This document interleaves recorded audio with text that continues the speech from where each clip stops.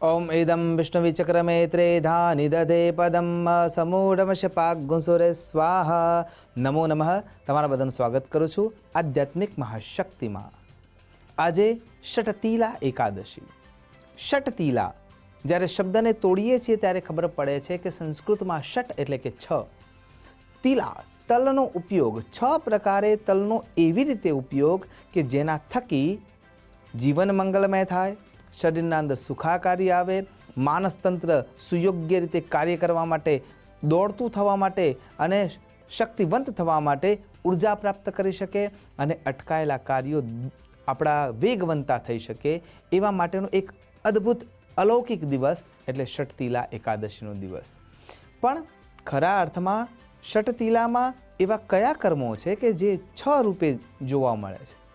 અને સાચા અર્થમાં જોવા જઈએ તો 10મીની તિથિના દિવસથી જ આ એકાદશીની શરૂઆત થતી હોય છે. તો સૌથી પહેલું જે કર્મ છે છ કર્મોમાંથી, તો એ પહેલું કર્મ છે ઉપટન તૈયાર કરવું. હવે ઉપટન તૈયાર કેવી રીતે કરી શકીશું? ઉપટન તૈયાર કરવા માટે 10મીની તિથિની રાત્રિના સમયમાં એક ગળાના અંદર, માટીનો હોય તો પણ ચાલે, તામ્રનો હોય તો પણ ચાલે, તો એ ગળાના અંદર પાણી ભરવાનું છે.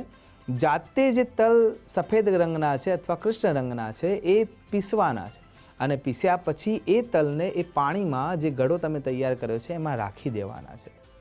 સાથે બીજી બાજુમાં એક તાંબાની કે કાંસાની અથવા પિત્તળની વાટકીમાં થોડું ઉપટન વધારે બનાવવાનું છે, જેના અંદર તલ તમે ઘસ્યા છે.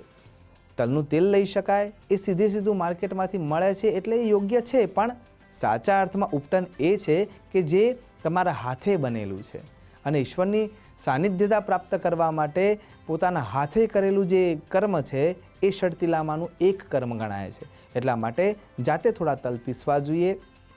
તલ પીસતા વખતે ભગવાન શ્રી હરિનારાયણનું સાનિધ્ય લેતા લેતા ઓમ નમો ભગવતે વાસુદેવાય શ્રી ગોપાલ કૃષ્ણાય નમો નમઃ યશસ્મરણ માત્રેણ જન્મ સંસાર બંધનાદ વિમુચ્યતે નમસ્તસ્મૈ વિષ્ણવે પ્રભ વિષ્ણવે દિવ્ય મંત્રોથી, શ્લોકોથી ભગવાનનું સ્મરણ કરતાં કરતાં તલનું ઉપટન તૈયાર કરવું. બીજા દિવસે સવારે બીજું કર્મ હોય છે જેને કહેવાય સ્નાનાદિક કર્મ. સ્નાનાદિક કર્મ વખતે તમે જે ગઈકાલે રાત્રે ઉપટન તૈયાર કર્યું છે અને પાણીના અંદર તલ ઉમેરીને જે ગળો મૂકી રાખ્યો છે એ પાણીથી સ્નાન કરવું જોઈએ. અત્યારે શીતકાળનો સમય છે અને આ શીતકાળના સમયમાં શરીરને ઉર્જા જોઈએ તો એ બે પદાર્થોથી સૌથી વધારે મળે. અને એમાં આયુર્વેદની દ્રષ્ટિએ જોવા જઈએ, ગરુડ પુરાણની દ્રષ્ટિએ જોવા જઈએ, શ્રીમદ ભાગવત પુરાણની દ્રષ્ટિએ જોવા જઈએ કે અન્ય પુરાણોની દ્રષ્ટિએ જોવા જઈએ તો પણ તલનું મહત્ત્વ ખૂબ જ છે.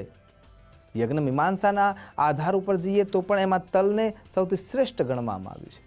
તો એ ઉપટન જે તૈયાર કર્યું છે એ તમે તમારા શરીર ઉપર એનાથી ચોળશો અને એના દ્વારા તમે એ જ સાબુ ગણીને તમારા શરીરને તેલ દ્વારા શુદ્ધ કરવાનો પ્રયત્ન કરશો. ત્યારબાદ એ જે તલવાળું તમે પાણી તૈયાર કરી રાખ્યું છે ગળામાં, એનાથી સ્નાન કરવાનું છે. પણ શરીરની તાસીરને સમજીને જ, હું એમ જરાય નહીં કહું કે એ ઠંડુ પાણી જે થઈ ગયું છે રાત્રિકાળ દરમિયાન તમે જે રાખી મૂક્યું છે એનાથી જ સ્નાન કરવું.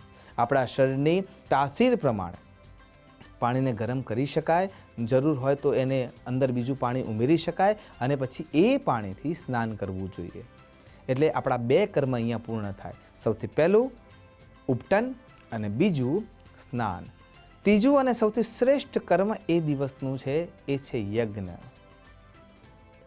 વિજ્ઞાને સાબિત કર્યું છે કે ગાયના છાણ, તલ ભલે કાળા હોય કે શ્વેત, શુદ્ધ ગાયનું ઘી, અલગ અલગ પ્રકારના તેજાના અને ઉત્તમ પ્રકારની ઔષધિઓ, આ બધું એકત્ર કરી અને જ્યારે યજ્ઞ કરવામાં આવે છે એ તમામ દ્રવ્યો જ્યારે તમે અગ્નિમાં હોમો છો ત્યારે એ વાતાવરણને શુદ્ધ કરવાનું કામ કરે છે. અને એ શુદ્ધતા તમારા ઘરમાં જ્યારે પ્રસરે છે વાયુ રૂપે, ત્યારે એ ઘરની નકારાત્મક ઉર્જાને દૂર કરવાનું સૌથી શ્રેષ્ઠ કાર્ય કરે છે. અને એટલા માટે ત્રીજા નંબરનું જે શ્રેષ્ઠ કર્મ છે તલ સાથેનું, ષટતિલા એકાદશી નિમિત્તેનું, તો એ છે યજ્ઞ. ત્યારબાદ આવે છે ચોથું કર્મ જે છે તર્પણ. જ્યારે તમે યજ્ઞ કર્મ કરો છો ત્યારે પિતૃઓ સૌથી વધારે ખુશ થાય છે, કેમ કે એમને એવો વિશ્વાસ હતો કે મારું સંતાન મારા માટે કંઈક કરશે, અને એ જે પુણ્યનું ભાથું ભેગું થાય છે એ પુણ્યનું ભાથું તમે તેમને અર્પણ કરી શકો છો. અને એટલા માટે તર્પણ વિધિ એ ચોથું કર્મ છે. અને જ્યારે તર્પણ વિધિ તમે કરતા હો છો તો એના અંદર આ પૃથ્વીથી આપણા પિતૃલોક સુધીનું જે તરંગીય અવસ્થા છે એ અવસ્થા સુધી પહોંચવા માટેનું એક માધ્યમ જો કોઈ હોય તો એ તલ છે. પાંચમું કર્મ એ છે ભોજન. બહુ જ બધી એકાદશીના નિયમોમાં આપણે એવું કહ્યું છે કે હંમેશા ઉપવાસી રહેવું જોઈએ, ફલાહાર કરવો જોઈએ અથવા ખૂબ ઓછો અલ્પાહાર લેવો જોઈએ. પણ આ એકાદશીમાં સંપૂર્ણપણે ઉપવાસી ના રહી શકાય. કેમ? કેમ કે વિજ્ઞાનની દ્રષ્ટિએ તલ અને ગોળ આ સમયે શરીર માટે ખૂબ જરૂરી છે. અને એટલા માટે આ સમયમાં એકાદશી જે ષટતિલા છે એ પણ રાખવામાં જ આવી છે આપણા વૈજ્ઞાનિક પુરુષો દ્વારા, જેમને આપણે સંત કહીએ છીએ, ઋષિ કહીએ છીએ, મુનિ કહીએ છીએ. તો એમના થકી આ વ્યવસ્થા જોવા મળે છે. તો આ વ્યવસ્થામાં ભોજન કમ્પલસરી કરવું જોઈએ, એ પણ તલના અને ગોળના આધારે બનેલી વાનગી થકી હોવું જોઈએ. અને એકાદશીના દિવસે જ્યારે તમે ભોજન કરી રહ્યા છો ત્યારે એકલા ક્યારેય ના ખાઈ શકાય. નાના બાળકોને, કોઈ યોગ્ય બ્રાહ્મણ દેવતાને, જરૂરિયાતમંદ વ્યક્તિઓને સાથે એ ભોજન આપવાનું છે અને પછી તમારે ભોજન ગ્રહણ કરવું જોઈએ. અને પછી જે છઠ્ઠું કર્મ છે એ છઠ્ઠું કર્મ જ્યારે વિચાર કરીએ છીએ ત્યારે આવે છે દાન. આજના દિવસે તલનું દાન ચોક્કસ કરવું. કોઈ યોગ્ય બ્રાહ્મણ દેવતા એના માટે સૌથી શ્રેયસ્કર છે.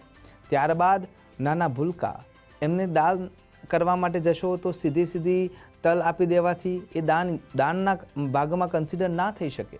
તો એ રીતે બાળકને મીઠાઈ વેચીને, એમાં પણ તલ અને ગોળની બનેલી મીઠાઈ વેચીને તમે દાન કરી શકો છો. સદક્ષિણાકમ, સુયોગ્ય પાત્રને દાન કરવું જોઈએ. આ 6 પ્રકારના કર્મ કરવાની સાથે જ્યારે તમે શ્રી હરિનારાયણનું સાનિધ્ય લો છો ત્યારે ઋતુકાલથી પરિપૂર્ણ રૂપે આપણને શક્તિ મળે છે, મન સ્વસ્થ થાય છે, શરીર સમૃદ્ધ થાય છે અને એના સાથે જીવનના મંગલમયતાના દરવાજા ખુલી જાય છે.